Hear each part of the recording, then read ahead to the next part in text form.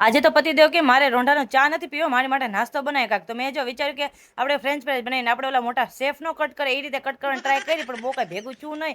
જો બધાને કટ કરીને આપણે છે ને પાણીમાં થોડુંક મીઠું નાખી 50% એને કૂક કરવાની છે, મીન્સ કે બાફવાની છે. તો જો આવી રીતે આપણે બધી ચિપ્સને છે ને અંદર નાખી દેવું, ફ્રેન્ચ ફ્રાઈઝને બફાઈ જાય પછી એને જો રીતના 5 થી 10 મિનિટ એને ઠંડી થવા દઈશું, ડાયરેક્ટ નહીં કરવાની. અને ઉપરથી જો ચોખાનો લોટ વેરીને એને બધાને સારી રીતે મિક્સ કરી દેવાનું, એટલે આનાથી ક્રિસ્પી થાય. અને જો આવી રીતના બધાય બટેટા અને ચિપ્સને જો આવી રીતના ચોખાનો લોટ અડી જાય ને એ રીતે મિક્સ કરવાનો અને ફૂલ તેલમાં છે ને આને તળી નાખવાની. અને તમારે ક્રિસ્પી કરવી હોય તો બ્રાઉન થાય ત્યાં સુધી એને તળવાની. અને જો ઉપરથી પેરી પેરી મસાલો આપણે એડ કરી દીધો છે, ઘરે પડ્યો હતો એટલે આપણે કંઈ બનાવ્યો નથી. અને જો આવી રીતે એને સરખી રીતે મિક્સ કરી દેવાના, મસાલો નાખી. અને જો આપણા પતિદેવને આપણે ચખાડી છે.